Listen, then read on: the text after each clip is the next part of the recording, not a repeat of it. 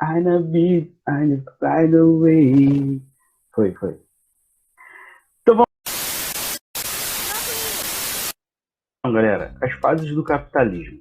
Ela se inicia ali no fim do século XV e ele teve início com o chamado o capitalismo comercial ou mercantilismo, ou capitalismo mercantilista, pode chamar assim também. Ele tinha como princípio a acumulação de capitais, tá, advindos da exploração principalmente das colônias que os países europeus vão ter no continente americano. Ou seja, que capital é esse que o capitalismo comercial ele acumulou inicialmente?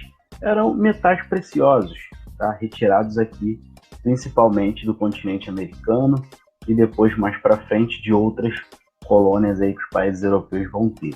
Então, assim, esse capitalismo comercial advindo da acumulação de metais preciosos, ele acabou financiando a primeira revolução industrial, que vai explodir lá na Inglaterra no século XVIII.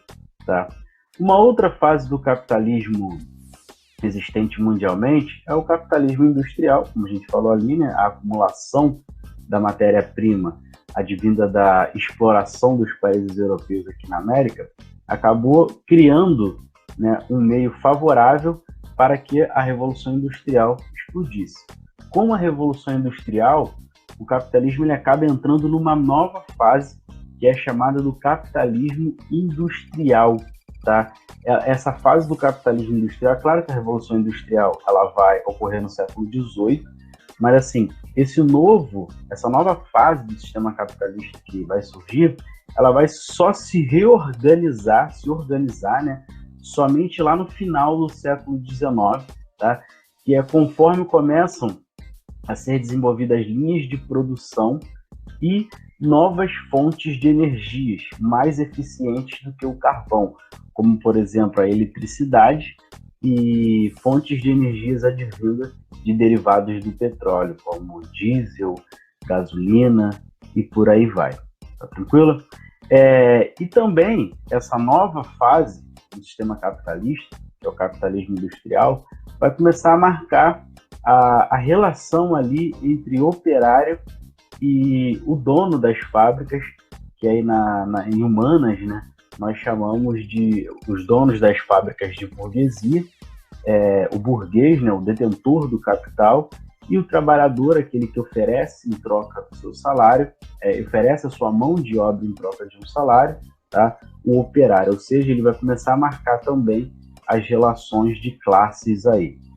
O sistema industrial, gente, assim, na realidade, um vai abrindo brecha para que um novo tipo de capitalismo se desenvolva, né? E o sistema industrial, ele vai marcar também aí o surgimento da classe dos donos de bancos, né? Que eles vão acabar assumindo um papel muito importante no novo capitalismo que vai surgir, que é o chamado capitalismo financeiro, aonde aí os bancos eles vão ter um papel de financiador desse processo, e até mesmo alguns donos de indústrias eles vão acabar se filiando a alguns bancos, e alguns bancos também vão acabar comprando algumas indústrias como meio para tentar aumentar os seus ganhos, tá? Ou seja, proliferar aquele dinheiro ali. E enquanto assim algumas indústrias criaram bancos, também acabam para lhe dar suporte, ou seja, não só alguns banqueiros vão se filiar, vamos dizer assim, né, se anexar a algumas indústrias para que eles consigam ter dinheiro ali e acabar aumentando o desenvolvimento econômico dessas fábricas, né?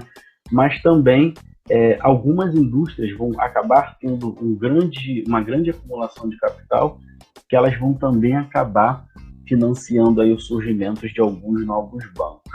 Essa fase aí do capitalismo, na relação indústria-banco, tá? Ela vai ficar conhecida como capitalismo financeiro, ou seja, vocês podem perceber que uma fase do capitalismo foi criando os meios necessários para que outra fase se desenvolvesse, ok? Então, nós temos aqui a mais recente fase do capitalismo, que é chamada capitalismo informacional, tá? O que marcou, o que vem marcando, né, ou marcou o capitalismo informacional, tá? Ele é marcado pela revolução tecnocientífica informacional, que ela vai se destacar com o desenvolvimento da tecnologia, né? Ou seja, nós podemos falar aí que é a fase mais globalizada do capitalismo, né? Que hoje você vai ter os veículos de comunicação muito avançados, né? Com notícias circulando no mundo todo em segundos, tá? Transações bancárias podendo ser feitas a qualquer hora, em segundos, o dinheiro batendo na conta, você pagando uma conta. Então, assim, o capitalismo nessa fase informacional, ele vai acabar se desenvolvendo com um desenvolvimento tecnológico, e essa daí é a fase mais atual, mais recente do sistema capitalista, tá? Aqui embaixo eu coloquei para vocês uma linha do tempo de como o capitalismo ele foi se desenvolvendo, né? Tudo que a gente falou anteriormente, e algumas fases que vai surgindo dentro de cada modelo capitalista que vai se desenvolvendo, né? Aí tá ali, ó, o capitalismo comercial, né? Século XVI, que é o mercantilista, que visa ali a acumulação de metais preciosos. Ele iniciou-se ali com as grandes navegações, né? Os países europeus, os reinos europeus, tanto faz, buscando ali recursos, metais preciosos, até mesmo para financiar a miséria que alguns reinos estavam se inserindo, né? E é marcado muito pela intervenção do Estado na economia. Quem era o Estado, em sua grande maioria, nos países europeus? Eram monarquias, gente. Então, assim, no capitalismo comercial, o Estado, em sua grande maioria, era representado pelas monarquias, né? Tanto que depois, no capitalismo industrial, vai surgir a doutrina chamada liberalismo, né? Que é o quê? Que visa diminuir o poder de atuação dos reis e do Estado. O liberalismo ele surge para diminuir o poder de atuação dos reis, né? Hoje, tanto que depois eles vão formular uma nova teoria liberal, tendo conceitos também mais avançados ali, que é o neoliberalismo, que a gente vai falar mais para frente, tá? E o capitalismo comercial ele vai ser marcado muito por práticas protecionistas também, onde os reinos europeus vão criar meios ali de proteger suas economias e fazer com que elas avancem e cresçam cada vez mais, tá? No século XVIII vai surgir um novo tipo de capitalismo, né, que é o industrial, onde a burguesia começa a ganhar força, não só força econômica, mas a burguesia também procurar foi boa, né? Mas onde a burguesia também procura avançar, tá?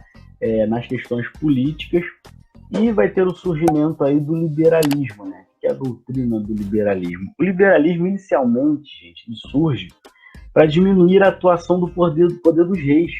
Os reis eram o Estado, tá? A monarquia era o Estado, eles representavam o Estado.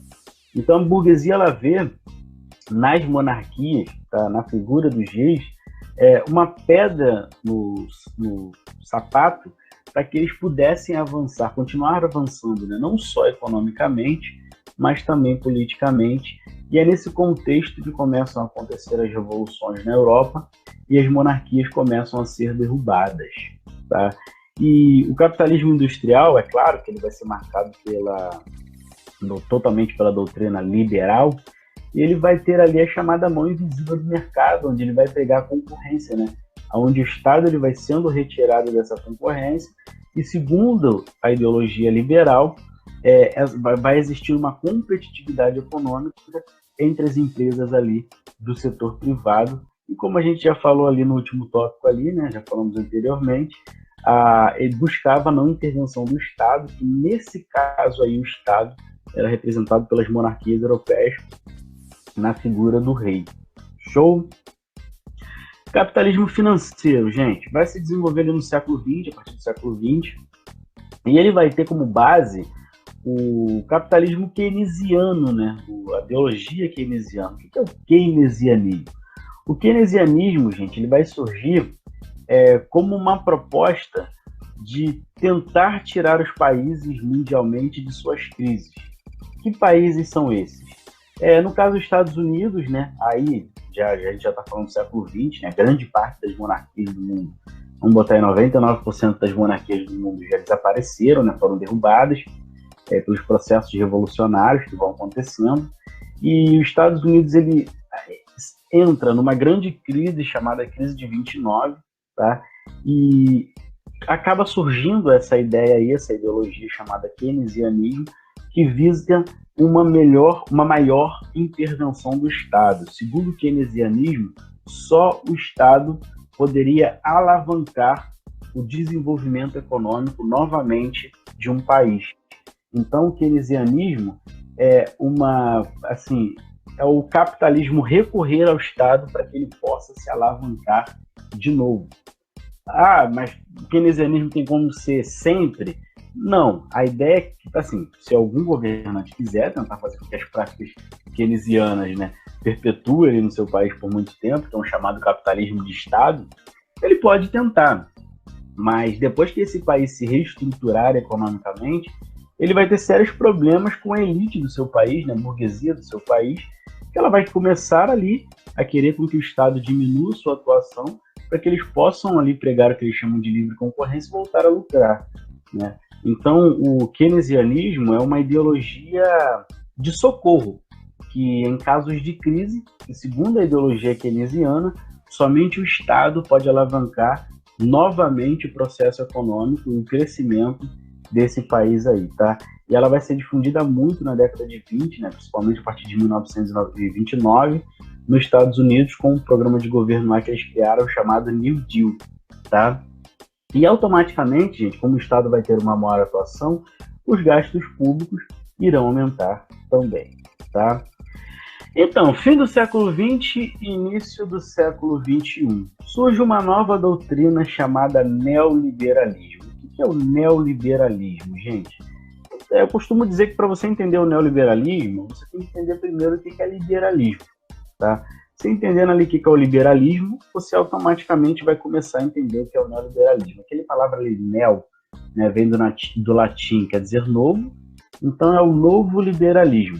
Enquanto o liberalismo, gente, ele surge lá no século XVIII para diminuir a atuação do Estado na figura dos reis, a doutrina neoliberal, ela surge, né, nesse contexto de Guerra Fria, tá? Evitando com que os estados dos países, aí no contexto da Guerra Fria, se desenvolvam e automaticamente acabem se aproximando da União Soviética, né? Porque o sistema socialista ele tem como base o fim da propriedade privada e a estatização total da economia. Então, o sistema neoliberal, pregando ali os seus sistemas de privatização, ou seja, vendendo as indústrias do Estado para a iniciativa privada, você diminuiria não só o avanço, né, estatal daquele país, mas como você também evitaria com que aquele país ali viesse, né, a se aproximar futuramente da União Soviética, que era um país socialista, tá? E, assim, o neoliberalismo ele vai ser marcado totalmente pela evolução tecnológica, estando ali junto do capitalismo informacional, tá? A globalização, tá tranquilo? Ele vai ter uma política de Estado mínimo. Assim, a política de Estado mínimo, gente, é bem menor mesmo, de Estado micro, né? Se você comparar com o liberalismo, por quê? O liberalismo, ele prega o bem-estar social, né? O que é o bem-estar social? O Estado ofereceria ali a educação, a saúde, a segurança. Já a política neoliberal, ela visa atacar também o estado de bem-estar social. Então é muito comum você ver nos países que vão adotar o neoliberalismo também defender a privatização, a terceirização do sistema de segurança, do sistema de saúde, tá? Que é o chamado sistema educacional, né? Que lá no liberalismo nós chamávamos de bem-estar social. Ou seja, no neoliberalismo, não só o Estado não só vai sair da competitividade econômica com suas indústrias estatais, mas também começará a ser diminuído a atuação do bem-estar social, né? Então, assim, esse estado mínimo defendido pelo neoliberalismo, eu chamo particularmente de estado micro, tá? Então são essas questões aí, e como eu já falei anteriormente, né, essa política de estado micro, de estado mínimo, né, da política neoliberal, ela vai acabar abrindo, né, dando passagem aí para as privatizações, que nada mais é do que a venda das estatais daqueles países que forem instalar esse modelo. Então, gente, agradecer vocês aí, dar uma boa semana para vocês, uma ótima semana para vocês, e eu os espero num próximo vídeo. Valeu, abração a todos aí, galera. Até a próxima.